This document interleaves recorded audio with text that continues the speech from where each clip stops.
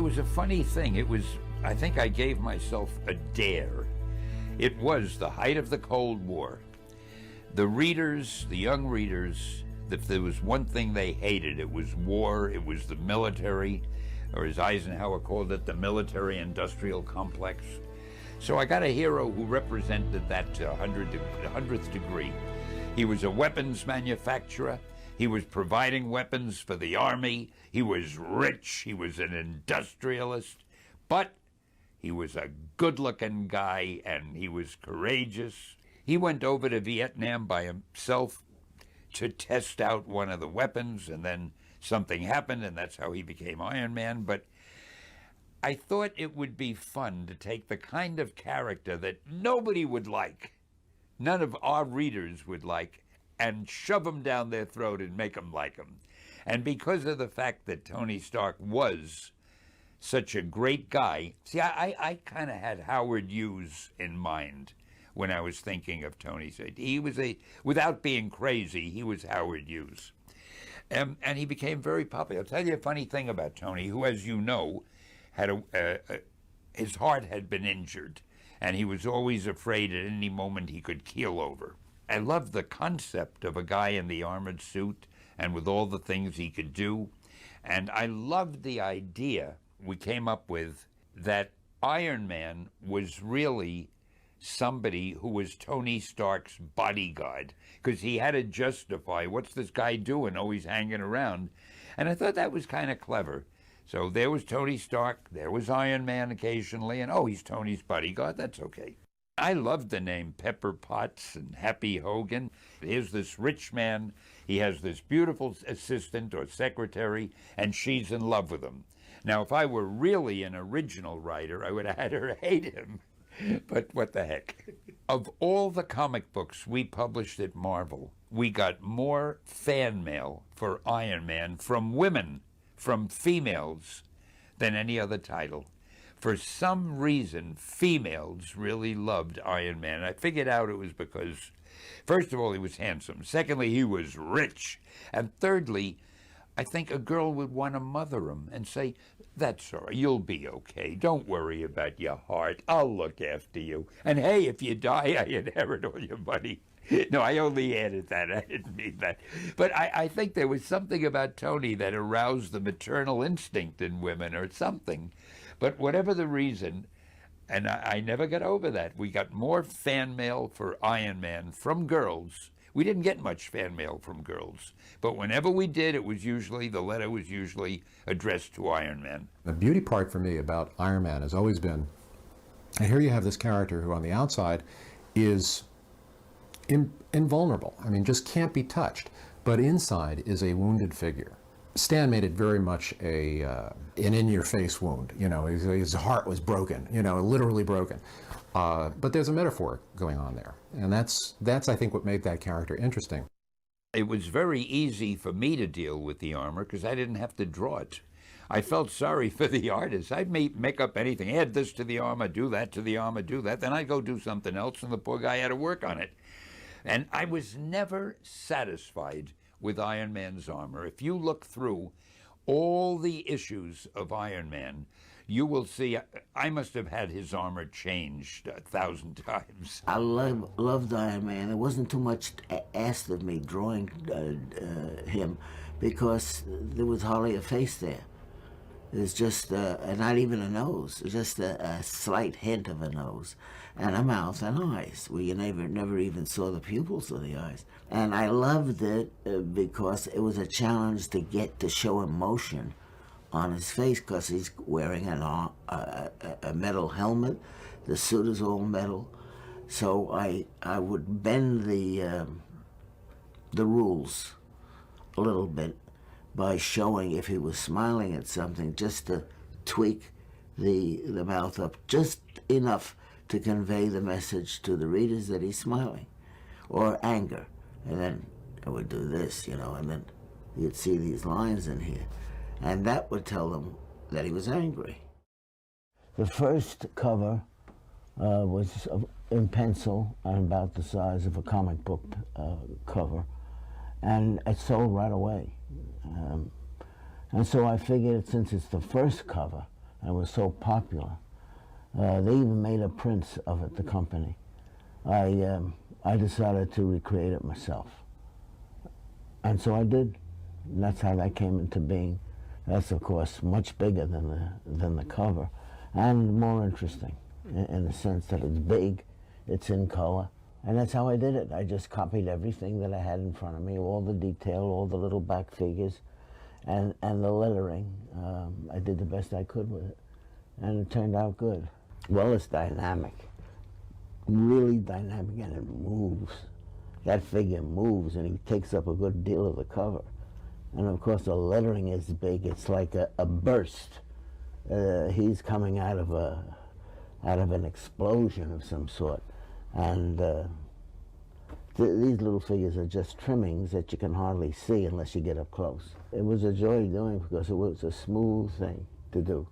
As a kid, I really liked that character precisely because I could imagine myself in that suit. So that was fun. When I came onto the Ironman book, it had been kind of, I won't say floundering, but it had sort of lost its way for a few years up to that point. It had been a kind of a stepchild for the Marvel Universe, but it had always still maintained a certain cachet. It was also very heavily influenced by pop culture, and you know, there was a lot of characters go around saying they were heavy. That's heavy, man. Heavy. Can you dig it? These days it would be, what's up, you know? Here's a guy who's basically a warmonger, a merchant of death.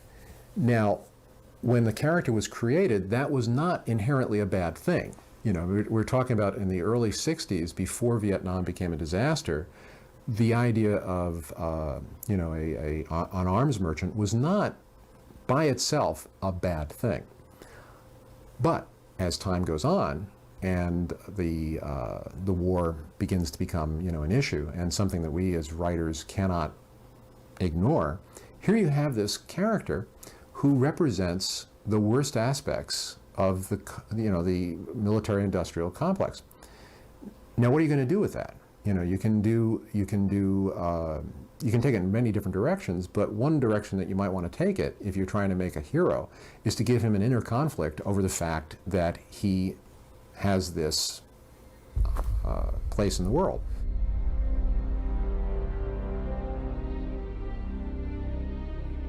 Well, there are only a handful of villains that stand out, you know, in the Ironman Rogue Gallery. Crimson Dynamo and the Mandarin, you know, being like the main two. And both of them sort of iconic Cold War figures, you know. The Red Star, I think, was another one. Black Widow, you know, was, I think, introduced in Ironman. So there was this kind of Cold War demonology going on. You know, all the foreigners were bad and all the Americans were good. Well, of all of them, I think the Mandarin, you know, spoke to me the most because he was sort of like the anti-Stark.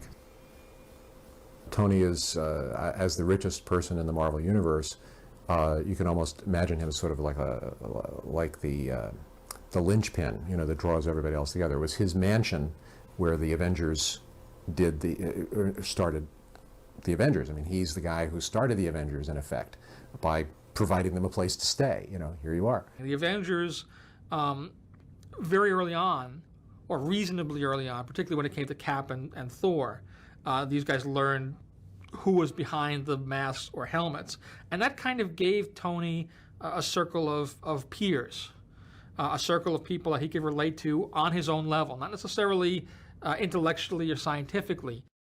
S.H.I.E.L.D., I always felt that that S.H.I.E.L.D. was a Tony Stark creation in some sense, that he's the guy who put it together, you know, or made it possible. He certainly must have designed the helicarrier, you know, and probably sold it to them, you know, and Stark Industries was the primary supplier of weapon technology to the American government, you know, for many years. Tony's involvement in S.H.I.E.L.D. goes right back to the beginning. You read the very first Nick Fury story, Nick Fury Agent of S.H.I.E.L.D. story, and Tony's there. Tony's already part of S.H.I.E.L.D. He's designed all of their tech and stuff and all their advanced weapons. And all through the really early issues of S.H.I.E.L.D., he kept coming back into the strip.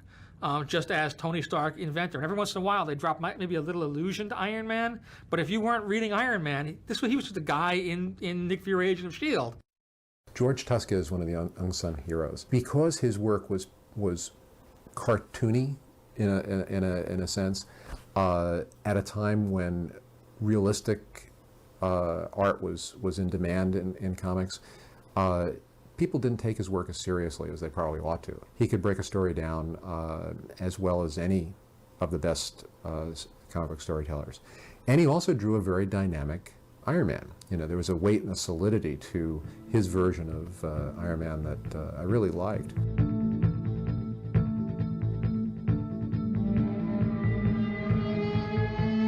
It was the first monthly title that I ever did.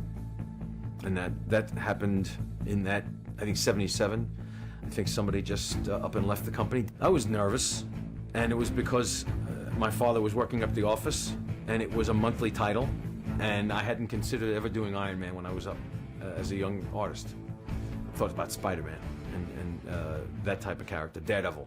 Never thought about doing Iron Man. And it was a different type of a character to me, because I always had that problem with the logistics, the armor. Oh my God, it's flexible armor. I had this close-minded, that's impossible. It's got to be hinges somewhere, joints.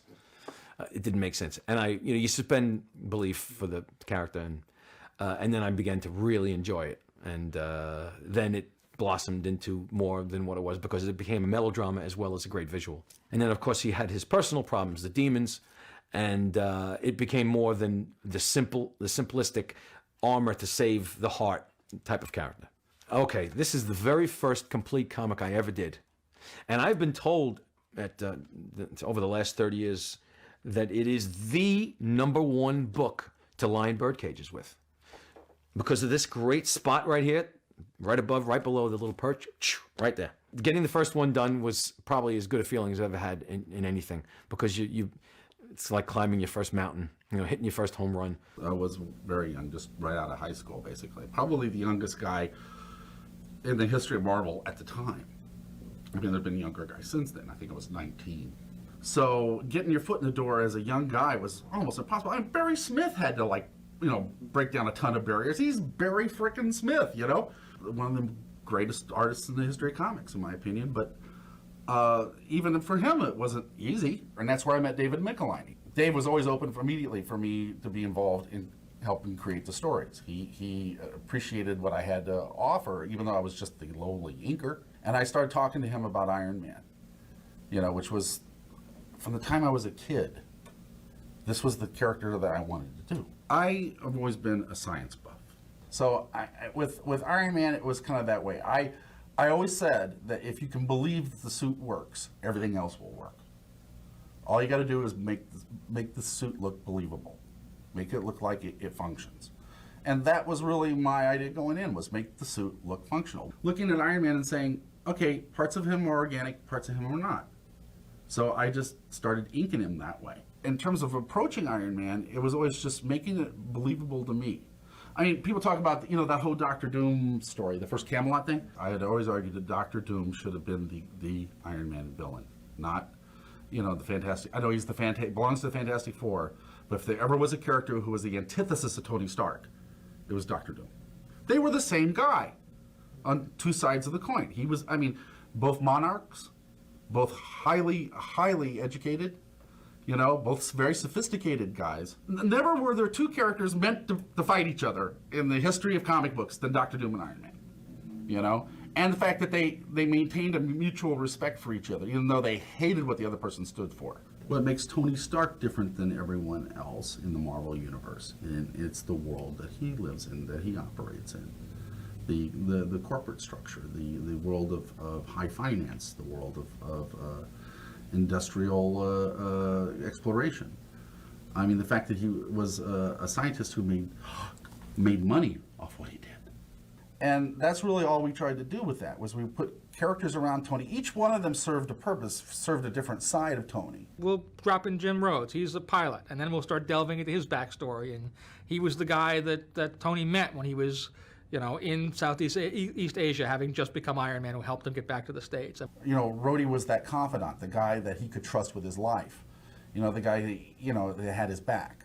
all the time, you know, and you know, Beth was obviously the person who took care of him emotionally. Here's Tony Stark's day. He comes in, Mrs.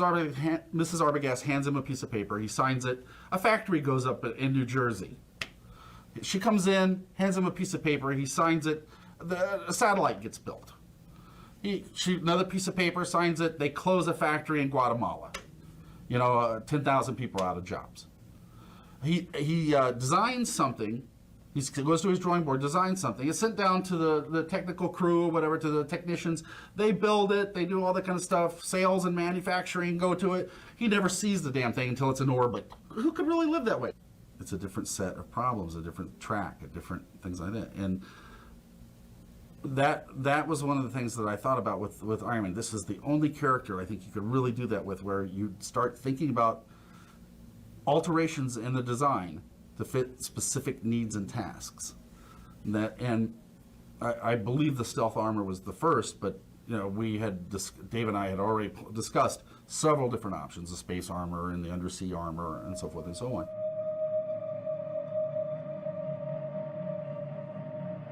I'm going to quote Dave Michelinie here, that it was never our intention to do anything relevant. We were paid to basically do the next episode of Iron Man. That particular issue, alcoholism was the bad guy. Instead of the Dr. Doom or somebody like that, it was the Bob. That was our villain of the month. And that's really the way we treated it. We built everything up to that, but the point of it is, we never attempted to be relevant. It just, in the corporate world, what gets guys? What causes the downfall? Usually it's greed or it's sex and drugs, right? Well, we couldn't do the sex part, right? Alcohol wasn't talked about all that much, really, to be honest with you, and especially with kids, you know, in that particular era. But, you know, we treated it as we intended to, as the bad guy.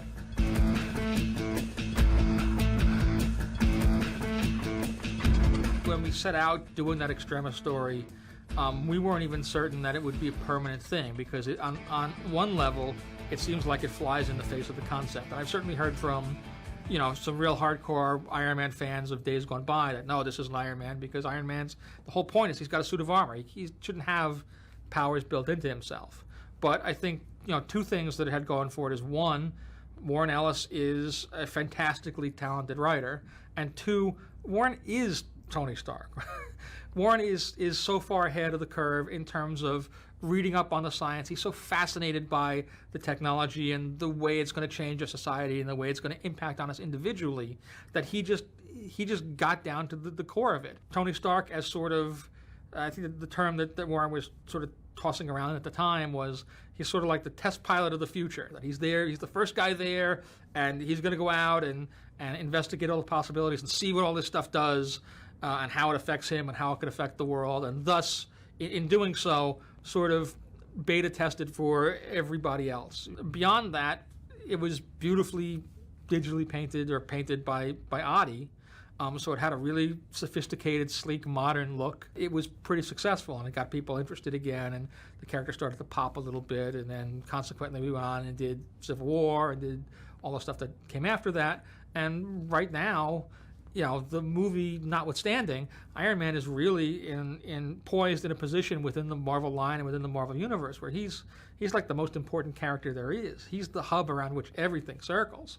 And it all kind of stems, stepping stone-wise, from the work that Warren and Adi did. So what happened was Joe Quesada, the editor-in-chief of Marvel Comics, got talking to me in email one evening about Iron Man, which was a character they were putting new creative teams on once every year or two, and it was never quite working for Joe.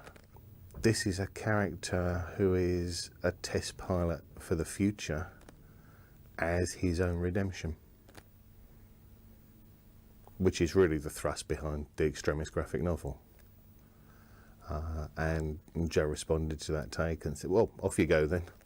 He was an arms dealer. There's no two ways around it.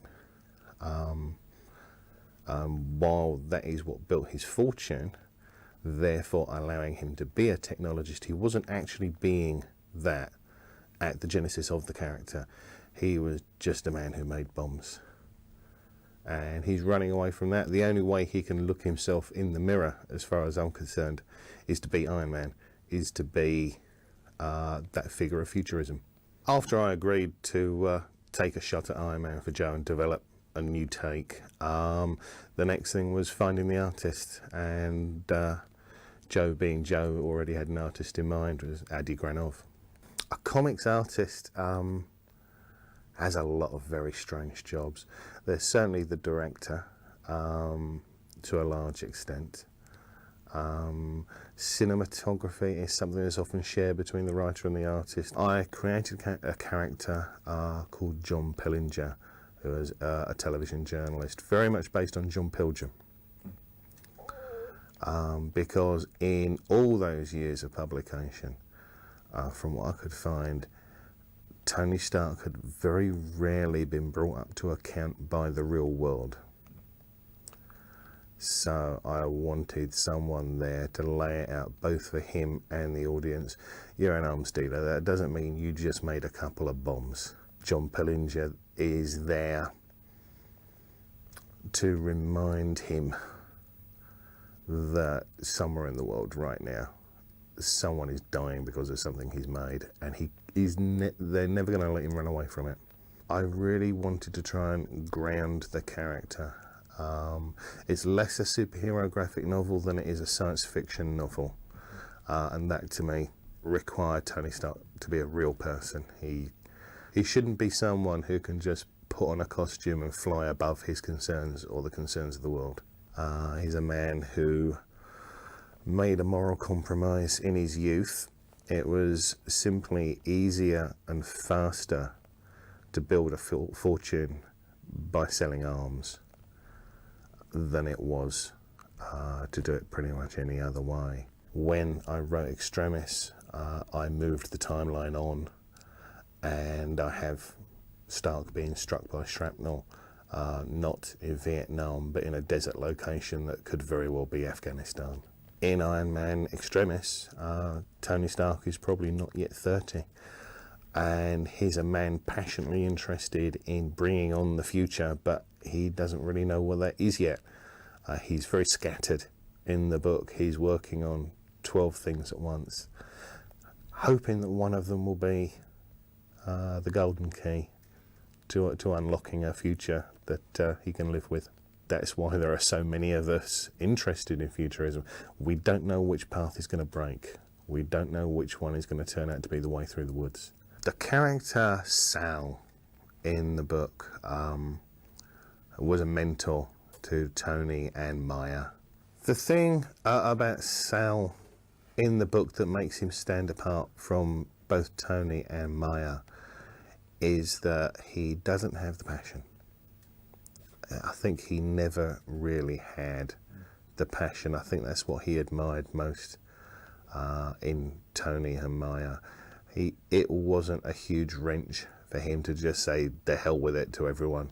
He didn't have the passion and need for redemption that Tony has. I think the germ of the Extremis process that I created for the graphic novel was reading somewhere a long time ago that the human brain retains a template of what the body should look like, and it refers to that when repairing wounds. And it simply struck me that if that could be hacked, then you could make the body do all kinds of interesting things. To, some years later, a suit that he could fold up and carry in a briefcase. To, as you see at the start of the graphic novel, something that has to be shipped in a crate or hangs on chains in his garage. Very much going back to the tank model, which made a little sense in terms of the standard process of technological development, which is to make things smaller and more effective at the same time.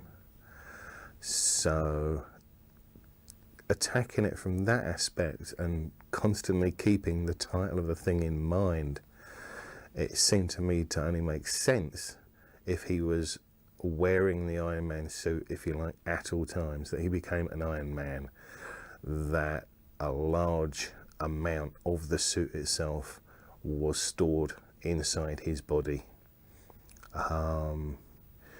using what you presume is some kind of nanotechnological process. So it actually fulfills physical functions as well as laying there and potentially inside his body. So yeah, the Iron Man suit is mostly contained inside his bones. Well, with Extremis, it was my job to reboot the character, to reinvent the character and present new situations and conflicts for him, which I think the book did. I think probably the favorite part in Extremis for me is in second issue when Malin walks into the FBI building, and I think that's where I really hit my stride as a storyteller. I think that's when I started feeling comfortable with just telling or choreographing scenes, and I think the action in it came out quite good. The way I approached the design of the suit in Extremis particularly is I kind of try to add realism to my art, so it looks like something could actually, with suspension of disbelief, actually function. Before our book, the suit was actually always in a briefcase, but then we thought when we did Extremis that how can you fit this giant suit into a briefcase? It just makes no sense. So it was outside of a briefcase. It was actually in a giant crate that would be shipped wherever he needed it. But then when he actually injects himself, then he uses this new suit, which is much smaller, and then I started thinking about memory medals, so it can be folded. This is the kind of stuff that I really think about. So memory medals, so you could fold the suit and fit it in a suitcase, and then because he had some kind of power, magnetic powers, he could actually maneuver the suit around him to actually then fit onto him. Well, basically, first time Warren Ellis and I met, it was, I think, I was working on whichever the issue came before that. I think it was issue number 3. And I was telling him how much I like the original gray Iron Man armor, because it's just a clunky tank type of a thing. And a few weeks later, I get the script, and he's written that scene into it because, and this is what he said, that he wrote it because I liked that suit so much. I am an illustrator before anything else, and I try to come up with striking images, at least in my opinion, and I try to compose images that will tell a story in a certain way. And when it comes to doing sequential art, comic book pages, I try to serve the story before creating beautiful images, but I try to create beautiful images at the same time, if that makes sense. Iron Man in Civil War. I mean, ultimately, Civil War is a story about Captain America and Iron Man, and to a lesser degree about Spider-Man as sort of the third lower point on that triangle. And it was that from the very beginning, as the story started to crystallize and the basic themes of freedom versus security kind of played themselves out. Those two characters, because they're so central to the mythos of Marvel, and they're both so central to the Avengers and the superhuman community. This is a character who'll do whatever needs to be done and take the weight on himself. That seemed to be a pretty interesting place to put him in Civil War, and to some degree, a surprising place, because again, the knee-jerk is Cap will be the guy that toes the line and Iron Man will not. As the story played out and as we figured it out, we got to the end where ultimately it's got to be the pro-registration side that comes out on top. And somewhere along the line there, one of us had the notion of, okay, where's that going to leave us? Let's put Tony in charge of S.H.I.E.L.D. That puts him in another interesting place. It's like running a company, but completely different, because it's a worldwide peacekeeping force. It's more military-oriented, but a lot of the same skills that he brings to running a company on an economic level can be played out against this larger scale thing. Tony became more and more the center point, even beyond Civil War, all the stuff that we went after that, because he was the guy in charge. He was the man with the plan and the guy with the vision, and the guy that across the course of doing these things, putting these plans into place and running into conflict with guys that were his friends, did things that he knew were were tough. Tony Stark is a very difficult character to write because he's a lot smarter than any writer who's ever going to tackle him. None of us can claim to know how to create anything technical. You know, we're totally faking it. He's also a much more sophisticated character. His lifestyle, his, you know, background. I don't know any comic book writers that are trust fund babies that really know that side of society. Or I mean, it's all got to come out of our heads, you know. He's a tough character to write in that sense. But it's also a lot of fun. The Inevitable came out of the relaunch that Warren Ellis and Adi Granoff did, which was a great relaunch, but they weren't using any of his villains. They weren't using any of his rogues gallery. And Iron Man has a great rogues gallery. And those villains specifically, if I could have jammed more villains into that story, I would have. But, you know, 3 seemed to be the limit. But I loved those characters. Iron Man has this very specific kind of rogues gallery.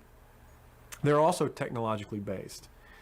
Whether it's the living laser from, or the Ghost with his stealth suit, or Spy Master, who's sort of the industrial espionage side of an Iron Man story. That's also very interesting to me. So I wanted to bring back those characters for a modern audience. The way I tell these stories whenever I'm doing a sort of historical tale is I always, in my mind, set them in the present. Write them as though they're happening right now. There's a rule of thumb with comic books. It doesn't matter when it came out. Whenever you're reading it, it's happening right now. That's why comics are written in the present tense. Narrative captions, you know, are written in the present tense, because when you're reading a comic, the idea is it's happening right now. So my feeling was the Mandarin is Iron Man's quintessential enemy. His opposite number. Magic versus, you know, mechanical. Technology versus mysticism. It's a great opposite number pairing.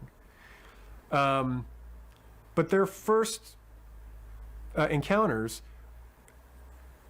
didn't have a lot of mythic power. They were sort of one in a series of stories that were being told at the time. I don't think anyone knew that the Mandarin would grow into Iron Man's quintessential foe. Eric Canetti, I've known him for years. We worked together in comics a couple times when he was first breaking in, and always loved his work, but it was so technically precise, and it was kind of a Jeff Darrow kind of thing going on. I just thought, man, you know, this guy is made to draw Iron Man. What I didn't expect, what he did inject into the work, is this life, this movement that comes from his years in animation. At the moment, Dan and Charlie Knopf are writing Iron Man. Dan was the creator of Carnival, the television series, and does a lot of writing there, and Charlie is his son, young and up-and-coming screenwriter and comic book writer. They sort of picked up the baton from where Warren had left it and have carried it forward, doing all of the Civil War connectivity stuff and all of the Iron Man Director of S.H.I.E.L.D. arc and all of this sort of thing. Yeah, the Knopfs really brought in a very real-world espionage kind of flavor to Iron Man, which I think was really fantastic, and a real-world sort of tech. I mean, it definitely feel the weight of the world on Tony Stark and on the Marvel Universe within their story. So they've just done a great job of it. I mean, they really are writing it like a TV show. When I was doing Carnival, I actually turned on some of my staff to graphic novels. I said, I want you to read these to sort of get a sense of the type of storytelling. And after Carnival ran its course, I got a call from, actually wasn't even a friend of mine, said, hey, I was talking to a guy, he's at Marvel, they really want you to do a comic book. And I talked to them, and they said, yeah, you know, we'd love for you to do it. It's funny because they offer him this thing, and he calls me up, and I know this because he calls me up on April 1st. And I've been reading comic books since I was a kid. And he calls me up on April 1st. He goes, hey Charlie, are you interested in doing a comic book with me for Marvel? And I go, shut the F up, man. This is a joke. Why are you messing with me like this, Yeah, he goes, no, I know, this would be typical him. And he goes, no, I am serious. And, after I changed my pants, I called him back and we sat down and we discussed. And what was the criteria? You said, no, I want to do a character. No. Yeah, they said, do you want to do one of our characters? And I said, well, I'd really like to do one of your characters that's underperforming. Yeah. I'd really like you to find me a character that's underperforming, and I'd like one that's a little bit morally ambivalent. And, he said, well, how about, which one would you? I said, well, my first choice would be Iron Man. I thought, well, they won't give me Iron Man. And then he called me and said, yeah, we'd love you to do Iron Man. And I said, well, okay, if I'm going to do it, I have to do it with my son, because I'm so out of touch with superhero books. And he knows the idiom inside out. And I also knew that I had my plate full with television and film projects. I knew Charlie was talented. It was a little bit of a leap. It was a little scary. I knew I had the craft to help him with his scene work, and I knew he knew the ins and outs and what you can and can't do with a comic book. So he does all the first drafts. Yeah. So he carries sort of the, he does the heavy lifting, which is looking at a blank page. And then we break story together. We'll break story. Then he'll do the first draft. Then I'll sit down and we'll sit at the typewriter and work together. And when I'm making changes, he's learning bits and pieces of craft that I kind of more or less had to learn by myself. It was sort of nerve-wracking because I thought, what if he has no talent? What if he can't do it? And then how do I deal with that? And I certainly didn't want to be sitting there and carrying him. Now, I had the advantage of having worked with my father at one time in a very different business, but I understood the psychological aspects of it. So I'd tread that minefield before. So I knew, I know where there's warning signs, but no, he was able to pick it up right away. You can't teach talent. That's the only thing you can't teach. When we came in, we just want to write a kick-ass book. Yeah. We want to write a book that works. But I think when we came in with, it would be the height of hubris. I mean, look, Warren Ellis is a master. I'm not going to follow Warren Ellis I mean, it's like everything he gave us in Extremis was a gift. Execute program, you could see the curve as we were moving through it. Like, the earlier issues, when we got to the later issues, we're going, they said, just finish your story. You're going to be well into Civil War by the time you finish. So we kept track of what was going on with Civil War, and we really saw Tony as being Lincoln-esque. We were sort of, when we looked at registration as an issue, if it was real, absolutely. And really, again, I think the idea is that we saw him as almost Abraham Lincoln. That he's behind a cause that's costing lives, that's unpopular, that's costing friendships, but he sticks to his guns. From what I understand from talking to artists, it's difficult to have expressions with a lot of these superheroes, especially with Iron Man. He's got this big iron mask on. Yeah, we always go in close to the eye slit. Yeah, what we really like about both Patrick and Rob is that their expressions are so good. Now, granted, with Iron Man, we have to get in close, like you said, get in close to the iron slit. Rob had this great scene in one of our issues where Maria looks up and she says, what's your ETA? And he goes, right freaking now, and flies over Maria, and he's got this great shot of her looking up, and her eyes are, what the hell's going on? I think that's really important. What I like about Iron Man and Tony Stark, what really works for me, I mean, actually when I'm drawing Iron Man, I enjoy drawing the Tony Stark scenes more than I do the Iron Man ones. So many of Marvel's characters are radiated and become a monster, or bit by a spider, or cosmic rays. And Iron Man was, I mean, I don't know if you could say you identify with a guy who's a handsome billionaire who gets all the ladies, but he was still a real guy, and he's a self-made superhero. He's a superhero because he wants to be, because he's the engineer as a superhero. He's superhero by design. I mean, that's unique. I love that. The double-edged sword of drawing Iron Man was, on the one hand, you had these supporting characters in Tony Stark who were very emotive and going through extreme emotional strain. And on the other hand, you had to draw a guy with a faceplate whose emotions were hidden beneath the armor. I mean, I enjoy the emotional aspects of it. You know, with Maya and Sal, I thought the Knopfs did a wonderful job with those characters. Some of my favorite scenes were what was going on with them. And I don't know if Daniel was ever aware of this, but from some pictures online I saw of him, I started to base my drawings of Sal off of how he actually looked. I actually think maybe Daniel might be even more extreme looking. I think the picture I saw he had a beret and some braids in his beard, but definitely there was a bohemian approach to Sal that I picked up on from just what I knew about Dan. When you're doing something like Iron Man's armor and you have to draw sideways, front, back, forward, in comics you draw every conceivable angle. Not having that full field of information will actually, by accident, will bring about a style of your own. Fortunately, there are enough people out there still that just love the beauty of like a line approach, you know, as opposed to photorealism. Color-wise, I was really looking for more of a pastel look, so that the openness and the simple lines would come out more. When I was first offered the assignment, I was actually out on vacation with my family, and my editor called on his cell phone and said, you know, how would you like to do Iron Man? And, you know, right away I want to scream, are you kidding? Yeah, of course. And she told me that the Knopfs would be writing it, and that they had done Carnival for HBO. And it just got better and better as far as I was concerned. To me, great comics start with great stories.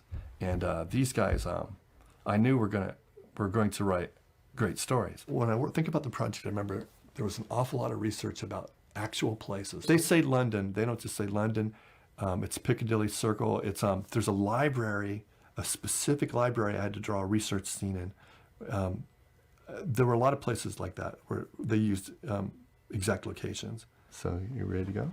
Mm-hmm. This is my daughter Genevieve, and she wanted to get on this DVD too. So she did a drawing of Iron Man.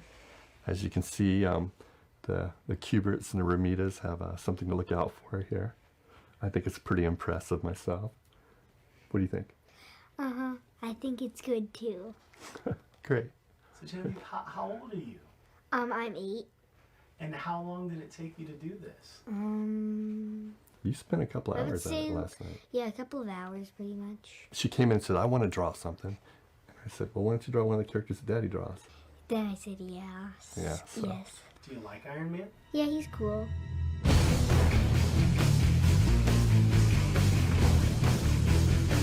I've just written a serial called Ultimate Human, and this is a whole other kettle of worms entirely, because it's what they call the ultimate version of Tony Stark. And the idea was that the Ultimate books would represent all these old characters as if they were new once again, to introduce an entirely new generation to the properties. One of whom, of course, is Tony Stark, Iron Man. And Ultimate Human presents what I referred to as Ultimate Iron Man and Ultimate Hulk. These two characters have been re-envisioned for this new line of books, so I found myself writing Tony Stark again. The Tony Stark of the Marvel Ultimate line. He's a cheerful drunk who has a brain tumour the size of a golf ball, oddly enough. Smells of chemotherapy drugs, needs a team of at least 8 people to load him into his Iron Man suit. It's a very different take on the character. It wasn't mine. That Iron Man was developed by a writer called Mark Miller. Ultimate Human, as I say, presents these two characters together. In that universe, their Bruce Banner, their Hulk, is someone who became the Hulk after taking a flawed chemical process that would make him superhuman. Whereas their Tony Stark is a full-bore futurist. This is a man who plans 10 years into the future. And the Iron Man suit is very much part of a grander game a broader plan than anyone really knows the extent of. So they both come from the intent of developing superhuman abilities, and they've both in their own ways gone horribly wrong. What is it about Iron Man? He's a character that can be reinterpreted for each new generation in a way that more iconic characters can't. I think what makes Tony Stark so interesting to me is that I happen to really love conflicted characters. I love characters that have sort of a a dark edge to them, that they sort of walk that line, that if they step one, go a little bit to the left, they may be in the dark or in the light. And that really appeals to me, and the fact that he's just so smart and so Machiavellian, and not unlike myself actually, that really attracts me to the character. He's not just a cookie cutter, superhero or hero. He's a guy with with a bit of a past and a bit of an edge to him. Iron Man is a very conscious superhero. His creation was very conscious. He had to do it, and it's a conscious choice to continue to be Iron Man. I mean, I'm talking about just the original premise of he has the heart problem, he needs to wear the chest plate. He couldn't come back from that captivity and simply worn the chest piece, gone on as Tony Stark, and just gone on with his life. But he made a conscious choice to keep going as Iron Man. He saw some kind of greater good and continuing on with that. It wasn't about the armor, it was about the guy inside. And that was always what the stories were about, the guy inside.